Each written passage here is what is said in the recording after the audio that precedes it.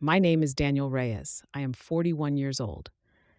And 3 years ago, I walked away from a business I had built with my own hands, my own money, and 7 years of my life because the people closest to me spent those same 7 years making sure I would never believe it was worth anything. Not my father, who told me real men work for someone else. Not my brother Marco, who smiled at family dinners and copied my client contracts on the side. Not my wife at the time, Sophia, who told me I was chasing something small while she supported us, and then left the month the business finally turned profitable. I did not fall apart. I did not beg anyone to see what I had built. I picked up my records, my receipts, my 3 years of documented client work, and I made a decision that would cost every one of them far more than they ever expected. This is not a story about revenge. This is a story about what happens when a person finally stops shrinking themselves to fit inside someone else's idea of who they are supposed to be and starts taking up exactly the space they earned. Let me take you back to where this really started, because none of it began with the betrayal. It began long before that, in a house in Fresno, California, where my father, Eduardo Reyes, worked 28 years at a refrigeration plant and considered that stability. Not a ceiling, stability.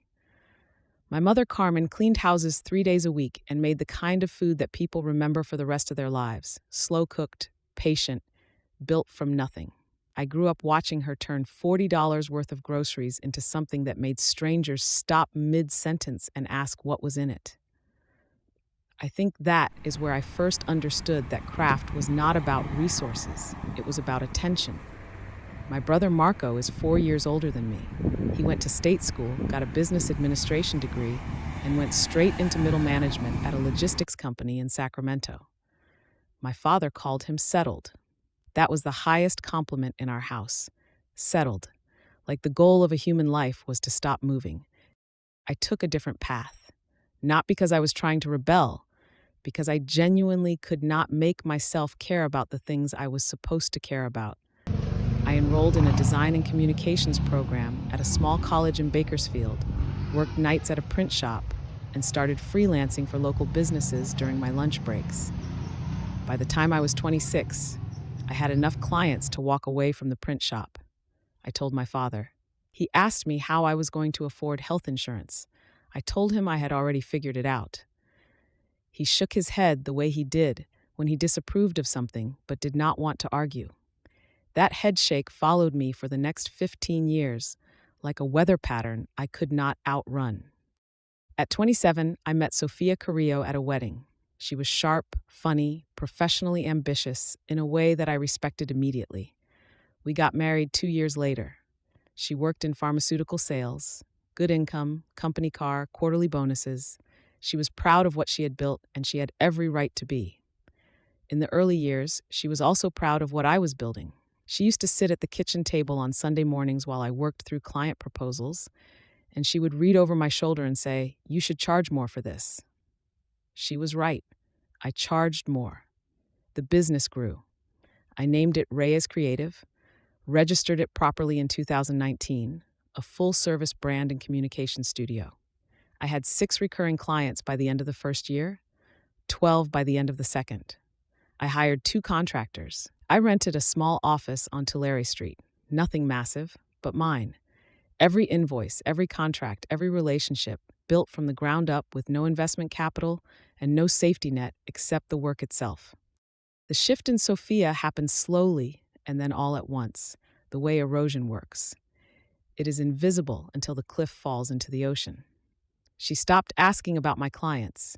She started referring to the business in quotation marks, your little studio, your side project, your situation.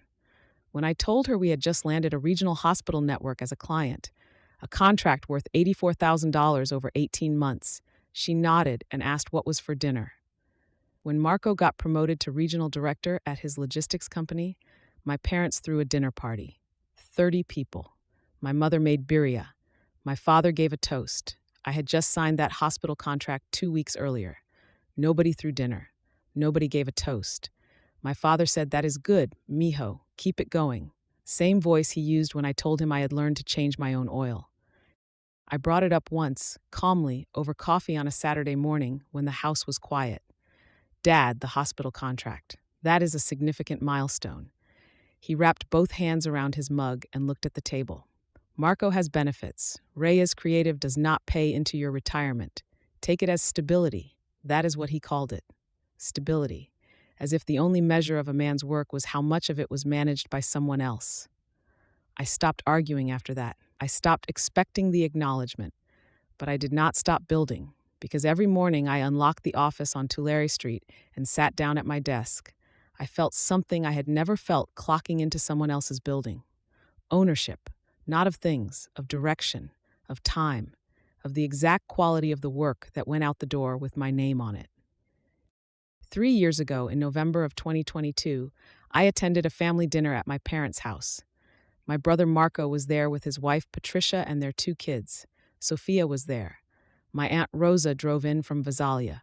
My father sat at the head of the table in the way he always did, taking up exactly the amount of space he believed was his. Midway through dinner, Marco announced that his company had promoted him again, Vice President of Western Operations. My father stood up and raised his glass. My mother teared up. Rosa clapped. Patricia beamed. Sophia smiled warmly at Marco from across the table. I sat there and watched my family perform Pride like a rehearsed number, and then my father turned to me and said, "So, what is new with you?" And before I could answer, Sophia said, "He is still doing the studio thing." I put my fork down. Not loudly, just set it against the edge of my plate and looked at the table for a moment. Still doing the studio thing. 7 years, 6 figures in annual revenue, a team, a roster of clients that included a hospital network, 2 regional nonprofits, and a tech startup that had just been featured in a trade publication. Still doing the studio thing. Nobody corrected her. Marco sipped his wine. My father nodded slowly, like the phrase confirmed something he had always believed. I drove home that night in silence. Sophia sat in the passenger seat, scrolling her phone. I kept my eyes on the road and made a decision that I did not put into words until much later. I was done performing smallness for people who needed me to be small to feel comfortable. 4 months after that dinner, in March of 2023, I noticed something that made my chest go cold in the specific way that only betrayal can produce. A new design and communications firm had been registered in Sacramento. The name was Carrillo Marco Creative. Marco Carrillo Creative. My brother's last name and my wife's last name combined. The business registration was dated January 2023, 2 months after that family dinner. I pulled the public filing, 2 registered principals, Marco Reyes, Sofia Carrillo Reyes. My brother and my wife had formed a business together, in secret, using the same service categories I had spent 7 years building. Brand strategy, visual communications, client content development, the exact language from my own business registration, which Marco had access to because I had shown him my paperwork 3 years earlier when he said he wanted to understand what I did. I sat at my desk on Tulare Street for a long time. The traffic outside moved the way it always did. The coffee in my mug went cold. I opened my filing cabinet and pulled every document I had. 7 years of receipts, contracts, client correspondence, dated project files, copyright registrations on original creative work. The original Reyes Creative Business Registration from 2019. I laid them flat on my desk like evidence at a trial, because that is exactly what they were about to become. I called an attorney the next morning.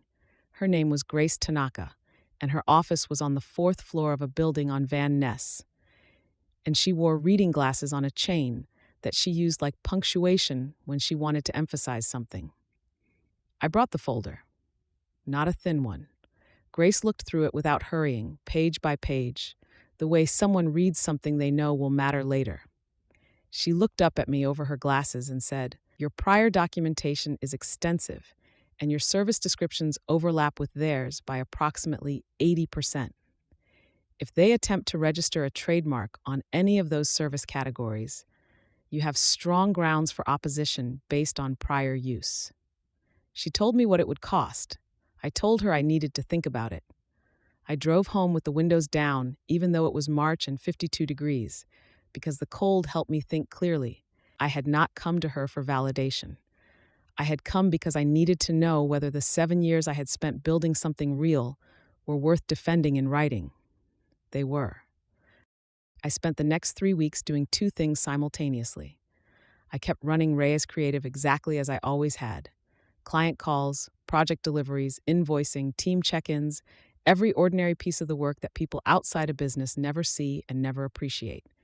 And I documented everything: every client interaction, every deliverable, every date. I created a folder called Prior Use, and I filled it methodically. 214 dated invoices, 47 signed client contracts, 93 project files with creation timestamps, original design files with embedded metadata, copyright registration confirmations on 11 original creative systems I had built for clients. My contractor agreements are going back to 2020. A timeline document that showed Reyes Creative's full operational history in chronological order, beginning October 2019 and running unbroken to the present. I did not know exactly how I was going to use all of it, but I had learned something years earlier from watching my mother in the kitchen. You do not start cooking when the guests arrive. You start hours before, when nobody is watching, because the preparation is the meal. Sophia moved out in April of 2023. She did not do it dramatically. She came home on a Thursday, packed 2 suitcases, said she needed space, and left. I did not argue. I did not beg. I stood in the kitchen doorway and watched her carry her bags to her car, and when she drove away, I stood there in the quiet for a long moment, and then I went back to my desk and finished a project that was due the next morning. I filed for divorce in May. The proceedings revealed what I had already suspected. She had been in contact with Marco about the business concept since at least September of 2022. 2 months before the family dinner. 2 months before she dismissed 7 years of my work as still doing the studio thing in front of my entire family while already planning to replicate it with my brother. My attorney pulled the correspondence during discovery. 6 emails between September and December of 2022. In one of them, Sophia wrote, "We can position this as the professional version of what he does. He never scaled it properly anyway." My brother replied, "Agreed, we can do this right." My attorney set the printout on the table between us and said nothing. She did not need to. I looked at those 2 sentences for a long time. We can do this right. As if 7 years of building something from nothing, with no family money and no safety net, was the wrong way to do it. As if the only thing missing from my work was their names on it. Grace filed the trademark opposition in June of 2023. The fee was $1,800. I paid it from the business account, from money that Reyes Creative had earned, because there was a particular satisfaction in using the thing they dismissed to defend itself. The opposition cited prior use across every overlapping service category, supported by the full documentation package: 214 invoices, 47 contracts, the timeline, the copyright registrations, all of it, organized into a submission that Grace described as one of the cleanest prior use filings she had seen at that fee level. She said that not as a compliment to me, but as a statement about the evidence. The evidence was clean because I had been building it for 7 years without knowing I would ever need it. The trademark office acknowledged the filing in July and placed the competing application under formal review. In the meantime, I found out through a mutual contact in the Sacramento design community that Marco and Sophia had been approaching some of my clients directly. Not all of them. 2. A regional nonprofit I had worked with for 3 years, and a mid-sized architecture firm I had brought on in 2022. The nonprofit's director called me personally. Her name was Valeria Ochoa, and she had the voice of a woman who does not waste words. "Daniel, I received a proposal from a firm called Carrillo Marco Creative. The service list looks almost identical to yours. I want to understand what is happening," I told her. All of it. I did not editorialize. I laid out the timeline the way I would present any client project, clearly, in order, with dates. When I finished, she was quiet for about 4 seconds. Then she said, "I need you to send me your original contract with us and the date you first registered your business." I sent both within the hour. She called back the next day. "We are not moving our account. And I think you should talk to the architecture firm too, because they told me they got the same pitch. I called the architecture firm, same conversation, same result. Both stayed. My father called me in August of 2023. His voice was different from how it usually sounded on the phone, tighter, like someone choosing words in a language they are not fully comfortable in. He said Marco told him the legal situation was a misunderstanding, that the businesses were not really in competition, that I was making things difficult for the family. I asked my father if he had read anything I had sent him about the situation. He said he was not taking sides. I said, Dad, I am not asking you to take a side. I am asking you whether you read the timeline I sent you, the one with the dates and the contracts. He said, Mijo, you and your brother need to work this out. I looked out the window of my office at the street below. I thought about the dinner where Marco's promotion got a standing toast and my hospital contract got a nod. I thought about Sophia saying still doing the studio thing while already planning to build a version of it with him. I thought about my father's head shake, that 15-year weather pattern, consistent and familiar and impossible to outrun. I said, Dad, I need you to ask yourself something, not for me, for yourself. Ask yourself whether you would have let this happen if it had been done to Marco. He did not answer. I did not wait for one. I said I loved him, and I ended the call. I sat in the quiet for a moment, and then I turned back to my desk and kept working. September brought something I had not expected. The design community in Sacramento is not small, but it is specific, and word moves through it the way water moves through sand, slowly, invisibly, and then all at once. A design director named Paul Whitfield, who ran a respected mid-size agency, reached out through LinkedIn. He said he had heard about the situation from 2 different people and had done some research on my work. He said what he found was, his exact word, substantial. He asked if I was open to a conversation about a potential collaboration or referral partnership. We met at a coffee place on K Street on a Tuesday morning. He brought 2 of his senior staff. I brought my portfolio and my documentation folder, not because I planned to open it, but because I had gotten into the habit of carrying it the way you carry an umbrella on a day when the forecast is uncertain. Paul asked me to walk him through the Ray's creative story from the beginning. I did. He listened the way people listen when they are calculating something, steady, attentive, not performing interest but genuinely exercising it. At the end, he said, the work is strong, the documentation is stronger. If you are interested in scaling, I think there is a conversation worth having. I said I was interested. We shook hands. I drove back to Tulare Street and sat at my desk and thought about the fact that the 2 clients my brother and my wife had tried to take from me had stayed, and a new door had opened from an entirely different direction, and none of it had required me to raise my voice once. October of 2023. Grace called on a Tuesday morning before I had finished reading through my emails. She said the trademark office ruled on the opposition. Your application stands. Their application was rejected across all overlapping service categories. The ruling cites your prior use documentation as determinative. I set my coffee mug down slowly. I asked what happened to their registration. She said they could keep the name Carrillo Marco Creative, but could not register service descriptions that overlapped with mine.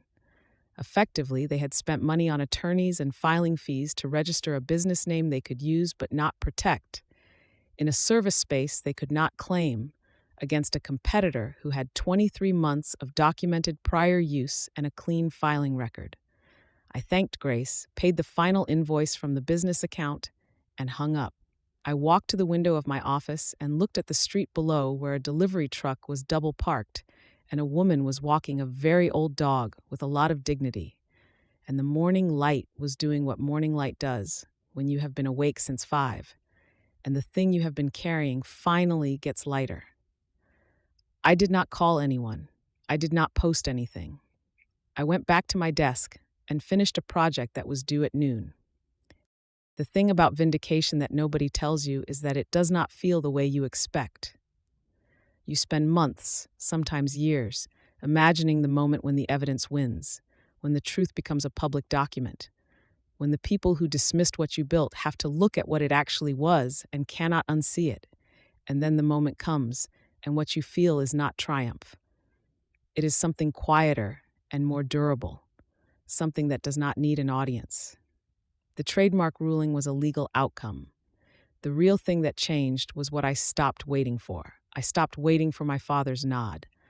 I stopped waiting for someone at a family dinner to stand up with a glass and acknowledge that what I had built was real. I stopped waiting for the people who needed me to be small to finally grow large enough to see me clearly. They would not. That was not a failure. That was information. And information, when you use it properly, is the most useful thing a person can have. I called my father one more time in November of 2023 on the 3-year anniversary of the dinner where Sophia had said still doing the studio thing. Not to update him on the legal outcome, not to extract an apology. I called because he was my father and I was not willing to close a door that did not need to be closed, only kept honest. He answered on the second ring. He sounded older than I remembered.